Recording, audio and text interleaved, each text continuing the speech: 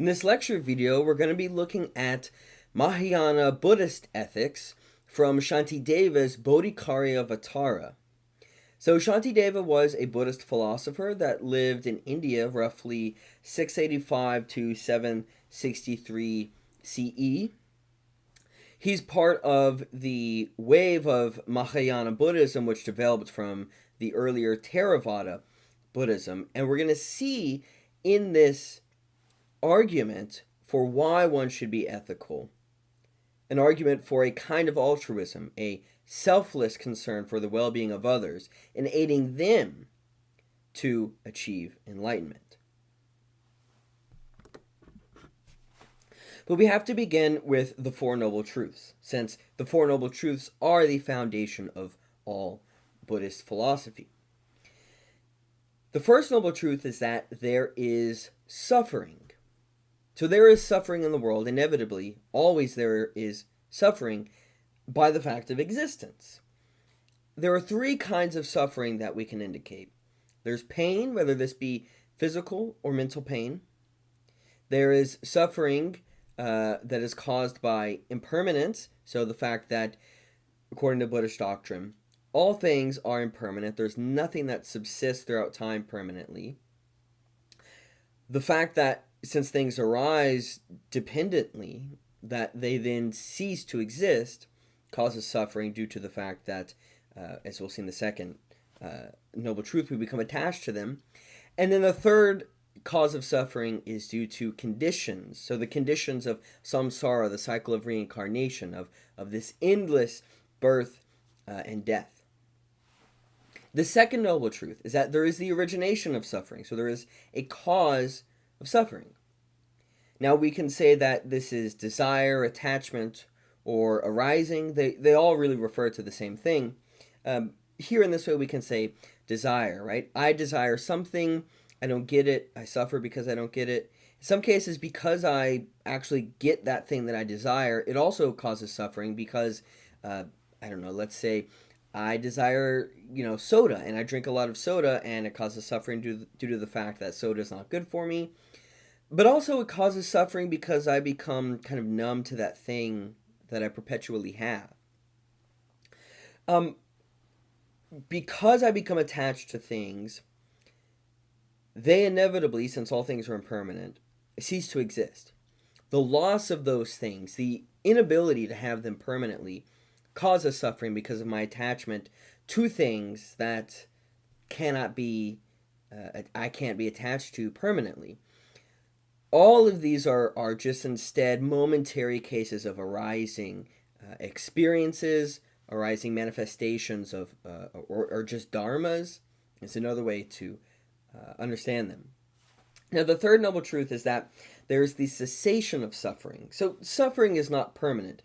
One, due to the fact that if all things arise dependent on some kind of cause, well, then that means that thing, even suffering, is dependent on other things, and suffering comes to an end.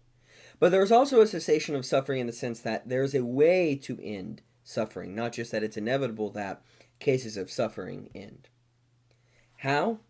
The fourth noble truth. There is a path to the cessation of suffering. This is the Noble Eightfold Path. So, the Noble Eightfold Path here is broken up into three different categories. So we have that of wisdom, which consists of right view and right intention. Meditation, which consists of right exertion, right self-possession, and right concentration. And then morality, that consisting of right speech, right action, and right livelihood. Following the Noble Eightfold Path is how one ends suffering, how one achieves enlightenment. Because one is no longer then attached to things that, of course, are going to cease to exist. One no longer desires. One instead is like a flame going out. There is no more suffering. So what we're going to look at is how to understand the Noble Eightfold Path, specifically the moral precepts as argued by Santideva in the Bodhicaryavatara. So the first question we might have is, why shouldn't I work only for myself to achieve liberation? Why should I be moral? Why shouldn't it be the case that, okay, if there is suffering, shouldn't it be the case that I should just focus on ending my suffering so that I don't have to experience reincarnation, so that I don't have to experience the constant attachment and desire that seems to be the mark of human existence, of the human condition? Why should I care about the welfare of others, especially then when my actions are fleeting anyways? If all things are impermanent, why should I care about trying to do things for others if it seems like, based on what we've said about impermanence, maybe those actions aren't permanent either?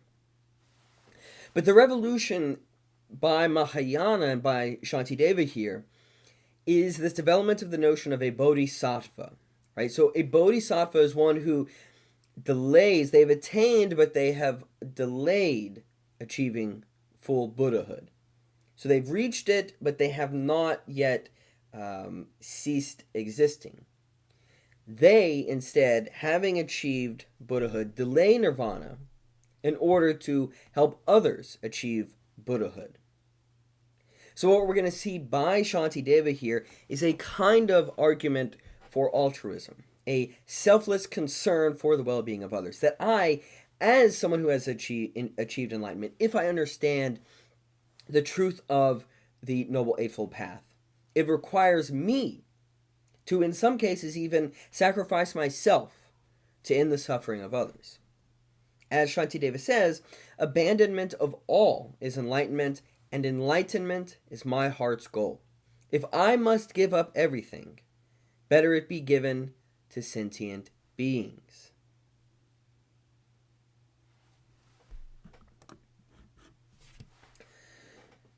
The Bodhicaryavatara is not merely a philosophical work, it's also a kind of meditation manual. And the way that Shantideva writes is for one to read, think over, meditate on, to try and practice, to internalize. And what we'll see is these kinds of, in some cases, precepts, in other cases, explanations for how one might train their mind to work on themselves, a kind of practical wisdom that Shantideva offers. First, we can see that he says the mind is the source of evil, since all fears and incomparable sufferings arise from the mind alone. Now, you might think, well, how can you say that the mind is the source of evil when we can say, well, what about, a tornado that comes by and it destroys my house? What Shantideva is going to say is we need to look at what it means to suffer in that case. Now, yes, the natural event seems to be external to my mind, which is the tornado coming by and destroying that house. But why does the house being destroyed cause me suffering? Because I'm attached to it. I'm attached to that house. I act and believe as if, one, the house exists forever, but two, not just that it exists forever, but in some way I possess it. It is as if it is a part of me, of myself. And I take myself to be something, subsisting over time permanently. Something enduring. In this way, then, we can see how suffering is caused by desire, attachments, and arising. Because of this, the focus should be on the mind, training the mind, guarding it from wandering. If you think about the practice of mindfulness meditation, for example, what one does when they meditate is they try to stop becoming attached to their thoughts. Now, they'll have different auditory, maybe, sensations. They'll have different thoughts that arise in their head. But the idea is you want to work to not become attached to it. And you'll notice when you try this, your mind kind of wanders when you're meditating. All of a sudden you have thoughts that seem to just maybe come out of nowhere. And the goal is not to then, have that random thought come out of nowhere and then become attached to it and kind of run with it and think about it. Maybe sometimes this happens at night when you're trying to go to sleep and all of a sudden a song pops into your head or whatever else, right? This is the case of your mind kind of wandering, wanting to become attached to things. The goal is to control your mind such that it no longer becomes attached to things, that you decide, right? When to be attached to something maybe for some reason or not, and ultimately then to not desire attachment in a sense. So, as Santideva says, in the same way I cannot control external events, like the tornado destroying my house, I will control my own mind, because that is something I can fix. There's something almost kind of stoic in this case. Now, of course, Buddhism is not Stoicism, but you get this idea in Stoicism that you should not be surprised that things die, because it's an inevitable fact of nature that things die. They cease to exist. They perish. But you should also not be surprised by the unpredictable. When you are surprised by these things, it's because you were acting as if they would happen one way when you should have known better when they didn't. And if you didn't know better, well, then you still shouldn't be upset about it, because how could you know that it couldn't have been otherwise? So you learn from these experiences to not become attached to these moments, to these desires, because inevitably they will disappoint you. They will lead to suffering. So what is heard, reflected upon, or cultivated in meditation, Shantideva says, like water in a leaky jar, does not stay in the memory of a mind which lacks awareness. What one needs is right concentration for the sake of compassion. So we can see we're kind of going back to the Noble Eightfold Path. He says, in brief, this alone, right concentration, is the definition of awareness, the observation at every moment of the state of one's body and of one's mind. So we can see here that one can't just learn, oh, I should act for the sake of others, and therefore I can act for the sake of others. This takes practice. This takes perhaps a lifetime of work, a lifetime of meditation to develop right concentration. When one wishes to move or speak, he says, first one should examine one's own mind, and then act appropriately and with self-possession. So there's this idea of guarding of awareness, right? I don't let myself be influenced by external events. I try not to become triggered by things. I take in, I reflect, and then I act based on practical wisdom that I've developed over time in trying to develop right concentration, about how to not become attached to things.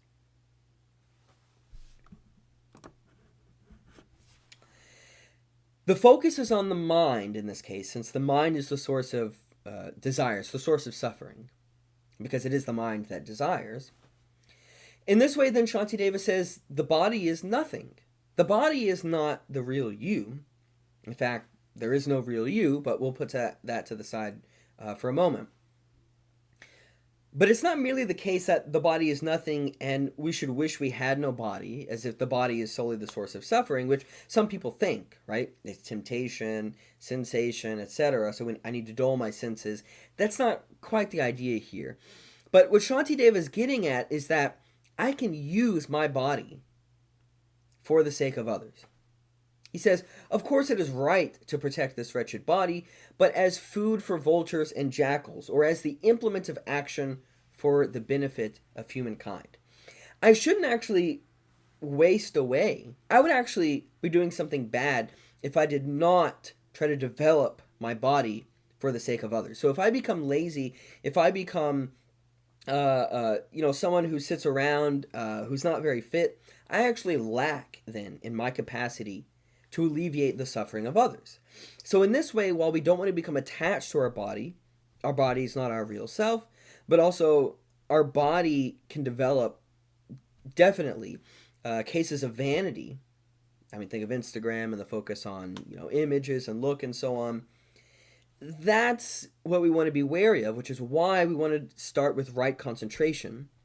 But from there, we can learn to use our body for the sake of others, even though we don't want to become attached to our own body, right? So the body becomes a mere instrument. Hopefully from here we can see where compassion then, the role of compassion, leads one onto the path of liberation. That it can't just be the case that I stop desiring so that I can stop suffering, and when I stop suffering, I achieve nirvana.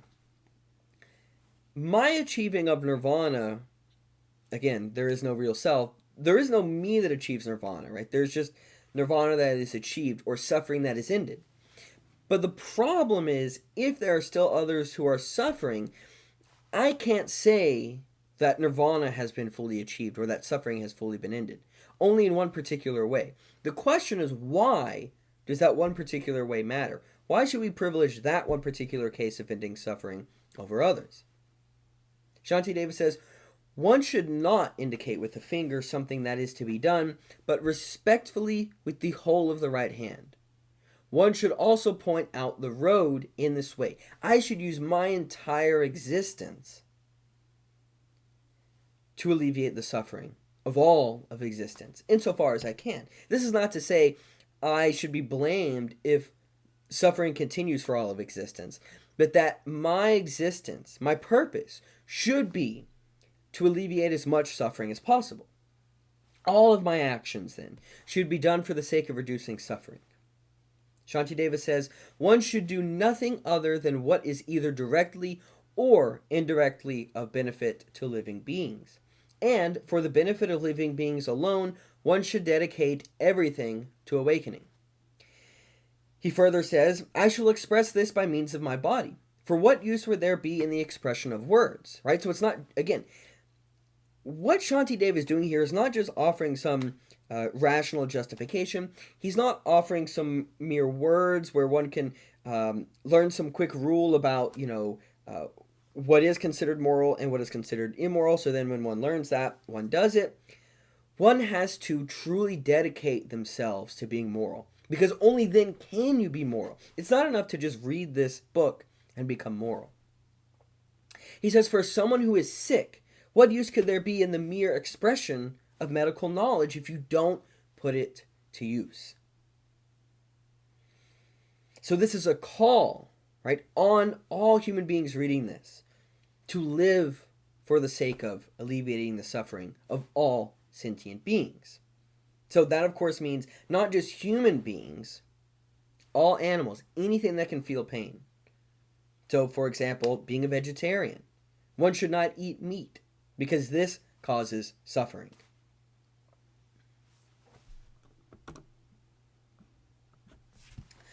We might ask, though, right? I've said Buddhists argue that there is no self. I'm not going to present the argument of no self here, but I'll merely just say the idea is that suffering arises due to the fact that I become attached to things, but all things are impermanent. If all things are impermanent, then there is no sense of me, of Austin, that subsists throughout time and that is permanent, that is continuous, right? There are just moments of, let's say, consciousness. One moment of consciousness triggers the next moment of consciousness, but they all change over time, so they're all different, meaning there is no continuous thread that kind of runs through all of them. So there is no Austin that subsists through time. There is no you that really exists. There is just a causal series of aggregates, of feeling, of volition, of consciousness, etc. That's it. That when we want to say that there is an Austin, for example, that's a mere convenient designation, but it's ultimately not true. So, if it is the case then that there is no self, why shouldn't the enlightened person have no care for what tomorrow will bring, or for what their action will bring on others, since whatever it does bring, it will be for someone else who receives it? Why shouldn't it be the case that I say, okay, yes, I understand that all existence is suffering, that the way to overcome suffering is to stop desiring, to not become attached to things. But if that's the case, and if as a product of that there is no self, why should I do anything to alleviate the suffering of, let's say, the Austin tomorrow? Why don't I just do what alleviates the suffering for me right now, since I'm experiencing right now? And whoever that Austin is tomorrow, we've already said that's going to be a different, manifestation of consciousness, for example. Why should I care? Why should I have that, maybe it seems like attachment, to care for that person in the future? So here we're going to see these two arguments. Some people think they're two different arguments. Some think they're one argument actually together. I'm going to present them here as two separate arguments, but both of which are justifications for benevolence, both of which are justifications for altruism, for living for the sake of alleviating the suffering of others. So the first argument for altruism we have here is in premise 1. If there is no difference between how I experience pain and another's experience of pain, then there is nothing special about my pain. Well, we might want to ask first, well, is it true that there is no difference in how I experience pain versus how others experience pain? Well, Santideva is going to say, well, one thing we might want to think about is, well, we all have a body, we all have sensation, we all have minds, so we experience mental pain, sadness, whatever else. We experience physical pain, right? We can maybe be cut, burned, or whatever else. Pain of just old aging, right? Problems of the body in this way. You might want to say yes, but let's say, I have arthritis and you have an earache. These are two different kinds of pain. So how can I say that my experience of pain is no different from yours? Now, Santideva is going to say, of course, the location and the way that your pain manifests, everyone's manifests differently. But you all have the experience of pain.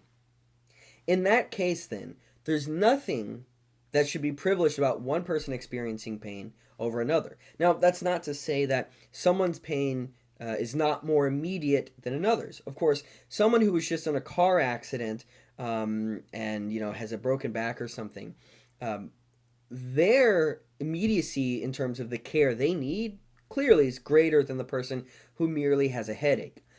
But the point is, even the person who has a headache, maybe they can imagine, wow, what if I had this pain I'm experiencing, but it was in my back and it was worse, right? The mere fact that we can experience some kind of pain means we can relate to another person. We can use our imagination in that way. In this way, then, premise 2, it is true then that there is no difference between how I experience pain and another's experience of pain. At the very least, we can say, maybe if you don't want to agree to that, even then we can say, there's no difference in my potential to experience pain and in others. But regardless, the point is, according to Shantideva, there is no difference in how I experience pain and another experiences pain.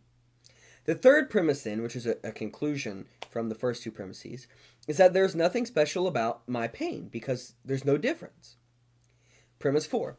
Well, if there is nothing special about my pain, then I should look out after others as I look out after myself. Because it would be like saying, well, I hurt this finger, but I also hurt this finger, but I really care more about this finger. So I'm just going to take care of this finger and I'm not going to address this finger. That's ultimately arbitrary in this way, right? We would say that's ridiculous. How about you address both fingers? You alleviate the suffering for both fingers. In this way, Shantideva wants to say, if there's nothing special about my pain compared to others, then in the same way that I would normally think, oh, I need to care for myself, I should also think about caring for others, because there is just the fact of suffering. There's just the fact of pain, regardless of where it occurs.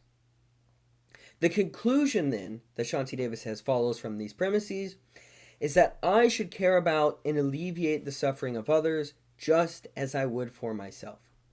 He says, I should dispel the suffering of others because it is suffering like my own suffering. I should help others too because of their nature as beings, which is like my own being. So it is because of the fact that I experience pain and others experience pain, and there's no difference in our experience of pain. It is just the fact that we experience pain, which means all pain, all suffering should be addressed, regardless of who is suffering, when, and where.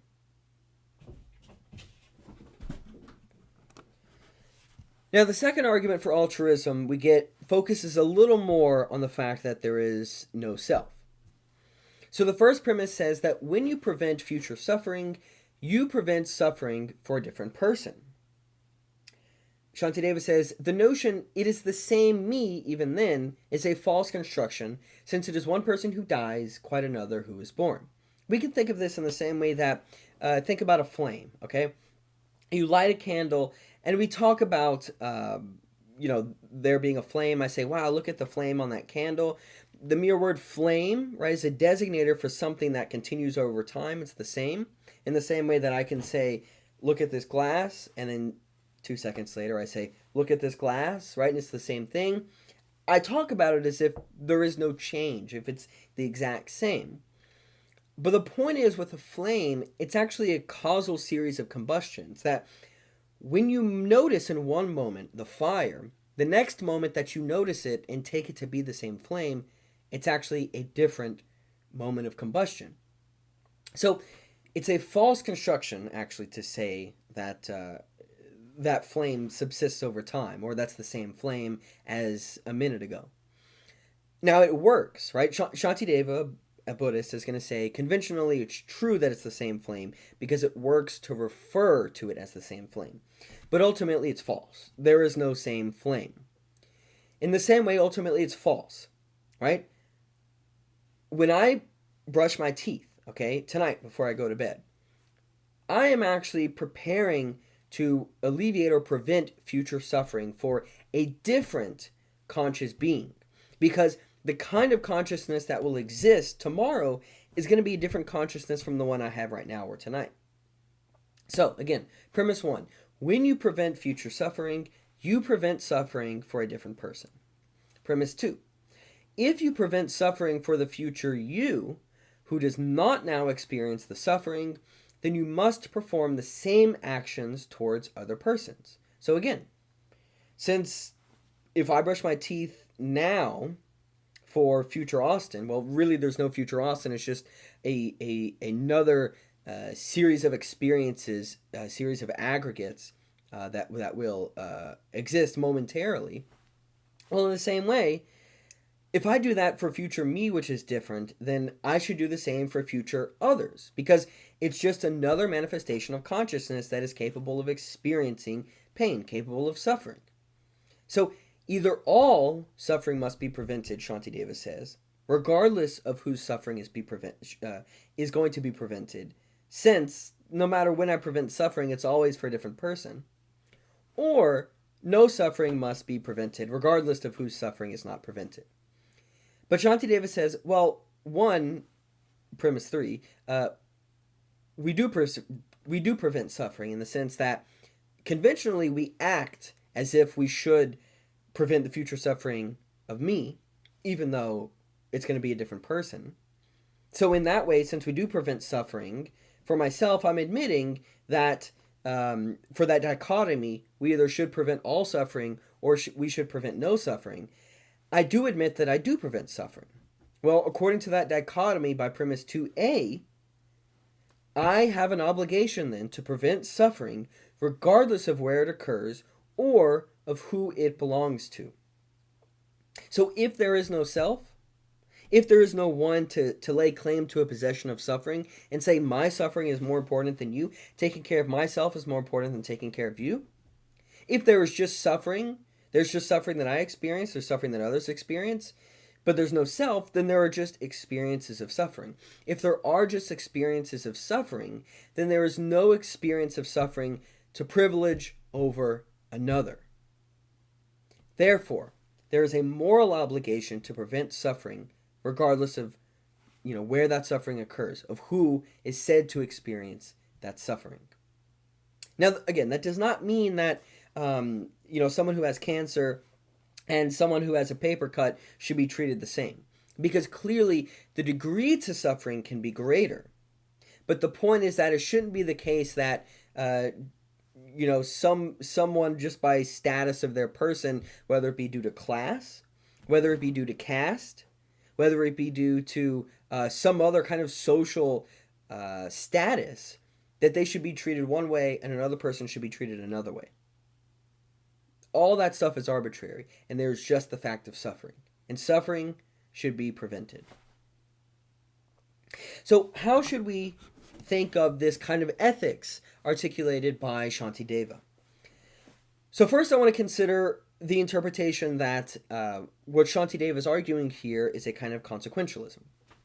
So consequentialism is the moral theory that says what determines whether an action is moral or immoral is the kind of effects it produces, the consequences created by the action. There are different kinds of consequentialism, like, for example, there is utilitarianism, advocated by John Stuart Mill. The idea there is that there's a specific kind of consequence we want to promote, which is happiness or pleasure. But in Buddhism, the focus isn't on the promotion of pleasure, right? Even though Shantideva talks about promoting the happiness of all sentient beings, there is no such thing as happiness that subsists through time. So what he's really referring to is promoting happiness by alleviating suffering. So the focus is on suffering. So in this way, it's not clear that the ethics Shantideva is articulating is a kind of utilitarianism, although it seems like it could be a kind of consequentialism. But then what kind of consequentialism? Well, there are two different kinds. There's act consequentialism and rule consequentialism. So act consequentialism says that it is the actions that matter, in the sense that right now, if I don't know, let's say bake a cake for my mom, it makes her happy, then that was a good action. But let's say I bake the cake for my mom, it makes her happy, but tomorrow she gets food poisoning from it.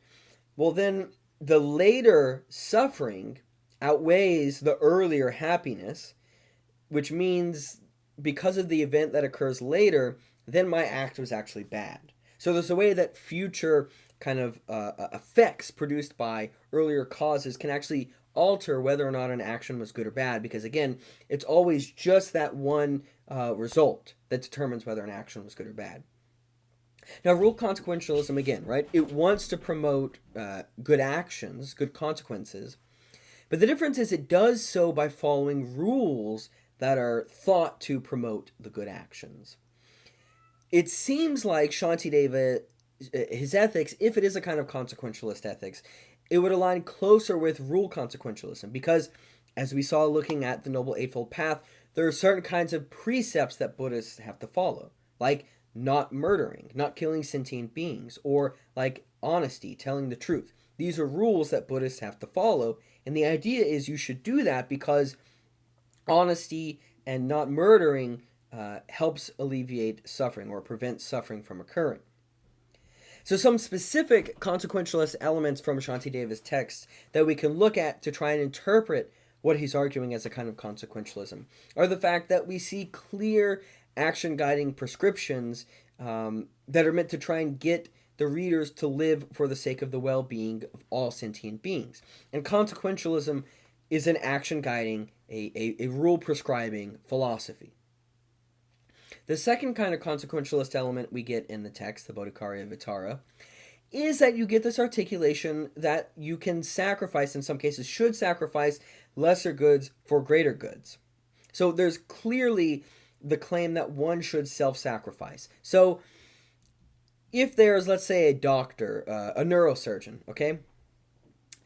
If we're stuck on a boat in an ocean and there's only enough food for both of us to survive. We know one of us is going to survive.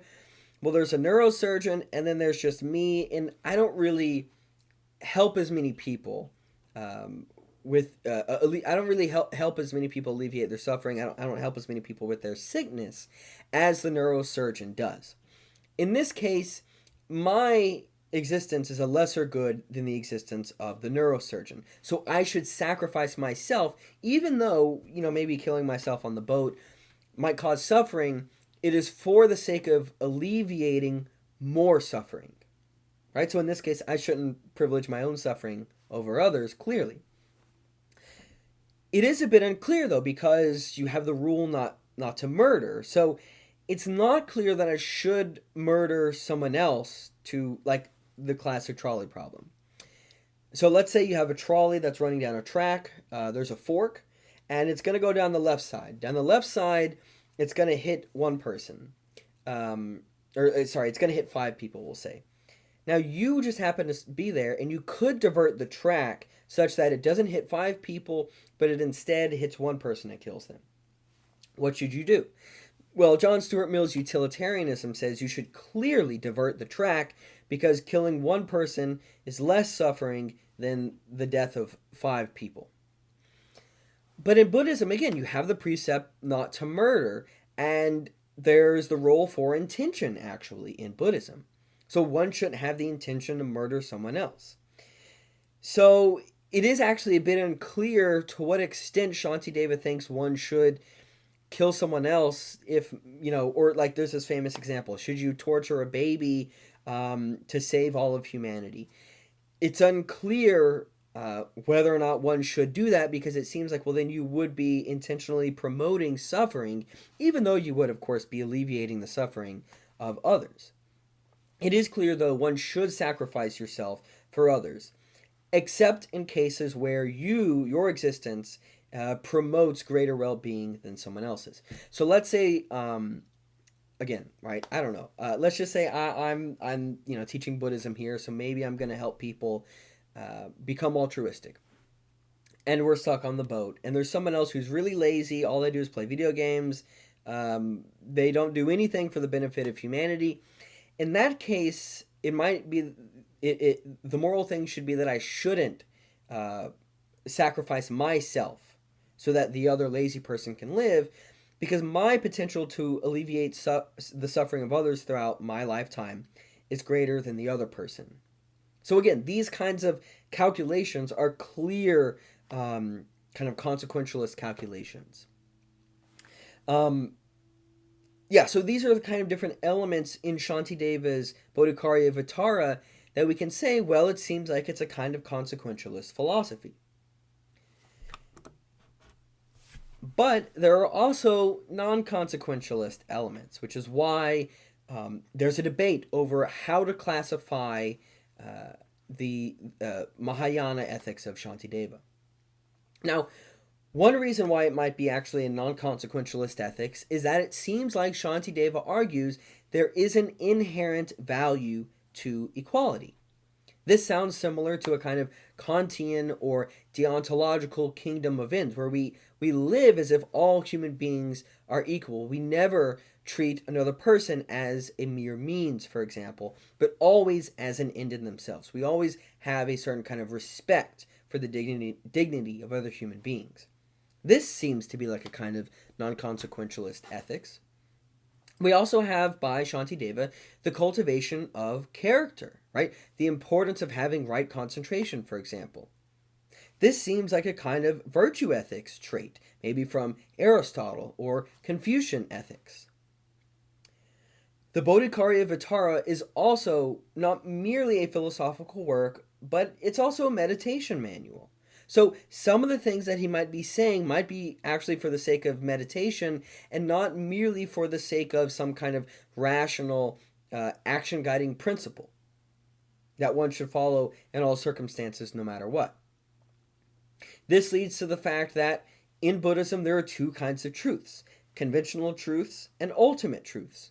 And it might be and even actually in the very last chapter of the Bodhicaryavatara, Shantideva says that in some cases one should use a noble lie for the benefit of others. Because in that case, it's not really lying if it's promoting the alleviation of suffering. So could it be the case that some of the things that Shantideva says that appear to be consequentialist, he's only actually saying because of how people will internalize what he's saying, because all that matters is the actual practice of alleviating suffering. So again, it could be the case that, well, the kind of consequentialist precepts are actually only conventionally true, but that isn't actually what morality is in and of itself, or that isn't what makes an action moral in and of itself. So maybe that's a reason why it's not consequentialist. Perhaps then, because of this debate, because we see so many different kinds of both consequentialist and non-consequentialist elements in Shantideva's philosophy, maybe we should refrain from trying to categorize this kind of Buddhist ethics entirely. Maybe it doesn't fit neatly into some kind of, maybe Western framework of ethics. But what is Regardless of that, what is certainly true is that Shantideva's argument is one should live for the sake of other beings. That one has an obligation to be benevolent to other human beings, no matter what.